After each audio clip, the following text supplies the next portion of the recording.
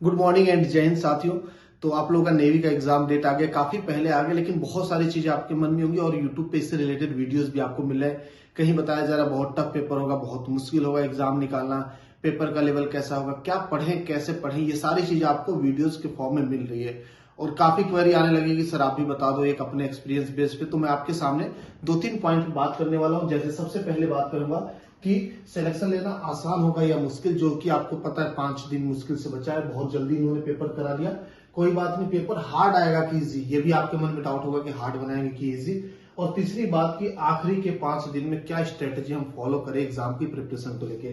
तो सबसे पहले हम बात करते हैं कि सिलेक्शन आसान होगा या मुश्किल। तो ये आपको मैं पहले बता चुका हूं, आपको इसको समझना पड़ेगा सिलेक्शन प्रोसेस क्या है इसका, उससे आपको समझ में आएगा मुश्किल है कि आसान।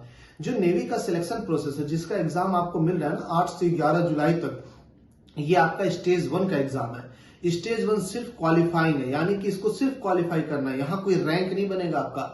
जो आपका फाइनल मेरिट लिस्ट बनेगी इस नंबर पे नहीं बनेगी। तो ऐसा मत सोचना इसमें बहुत ज्यादा स्कोर करोगे तो आप बहुत अच्छा रैंक लाओगे, आपका सिलेक्शन तय है।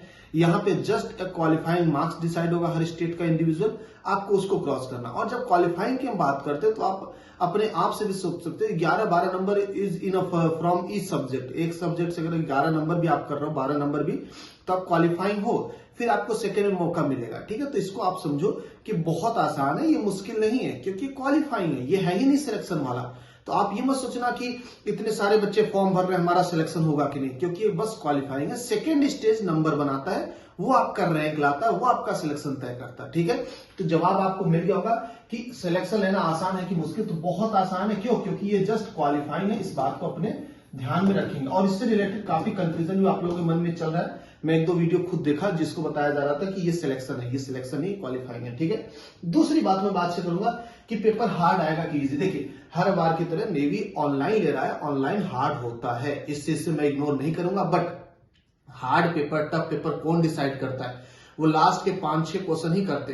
25 क्वेश्चन में से ये नहीं होगा कि हार्ड 20 क्वेश्चन दे देंगे, वो 5 से 6 क्वेश्चन मैक्सिमम देंगे। फिर भी अगर आपके पास 20 क्वेश्चन, इसमें से 10-11 मैक्सिमम 12 क्वेश्चन कर दिया आपने, मान लीजिए 12 से 13, 11 से 12, तो भी आप क्वालिफाइंग हो। क्वालिफाइंग चाहिए सिर्फ। तो पेपर हार्ड तो आएगा, लेकिन ये हार्ड आपको ज्यादा परेशान नहीं कर पाएगा, मतलब कि आपके रैंक को, आपके सिलेक्शन को नहीं रोक पाएगा। पेपर हार्ड होगा, निगेटिव मार्किंग भी होगी, इस चीज को भी आप मानिए, लेकिन आपको सिलेक्शन, ये क्वालिफाइंग होने की वजह से ये इजी का काम करेगा। ठीक है, हार्ड पेपर मतलब 25 का 25 टफ नहीं होता, 5 से 6 क्वेश्चन ही टफ होते। जिस पेपर में 2 क्वेश्चन टफ आता है उसको लोग इजी बोल देते, जिसमें 5 क्वेश्चन टफ आ जाएगा उसको लोग हार्ड बोल देंगे।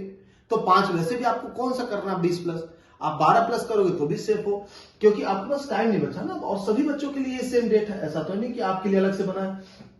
आगे बात करेंगे लास्ट 5 डेज स्ट्रेटेजी क्या हो सकती है आप सभी की इसकी तैयारी को लेके। तो मैं आपको सिंपल सा फंडा बताता हूं, आपका एग्जाम आराम से निकल जाएगा। आप कोई भी सब्जेक्ट उठाओगे, आप जीके उठा लो, आप मैथ उठा लो, मैथ और फिजिक्स को ज्यादा बताऊंगा क्योंकि टेक्निकल है ये दोनों। इन दोनों की बात करूं तो अगर आप फॉर्मूला सिर्फ याद करके जा रहे हो तो भी 5 से 6 क्वेश्चन 100% आप करके आओगे।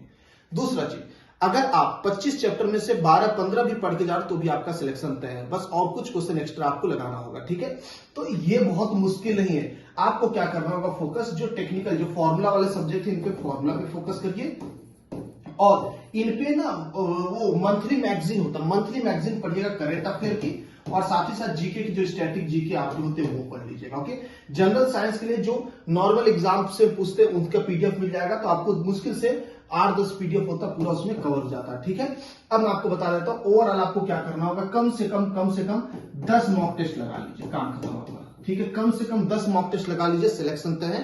तो आपकी लास्ट 5 डेज स्ट्रेटेजी में क्या होना चाहिए? पहला चीज 10 मॉक टेस्ट कम से कम आप लगाना, और दूसरा चीज पूरा सिलेबस कवर करना। वो कम पेज में करिए, ज्यादा पेज में करिए, ये मायने नहीं रखता, लेकिन करना पड़ेगा। मैथ फिजिक्स में फॉर्मूला करना पड़ेगा, जीके में करंट अफेयर का मंथली मैगजीन देखना पड़ेगा, और स्टैटिक जीके का आपको जो बुकलेट टाइप का आता है 5-6 पेज, 10 पेज मैक्सिमम होता है, उससे ज्यादा नहीं होता है। और आपको रीजनिंग वगैरह तो जानते ही हैं, तो ये सारी चीजें आप कर सकते हैं, ऐसे बहुत बड़ा मुश्किल नहीं है। ठीक है, तो उम्मीद करते हैं इन्फॉर्मेशन काम का लगा होगा आपको। अगर अच्छा लगा तो कमेंट करके जरूर बताइए। मिलते हैं, जय हिंद, जय भारत।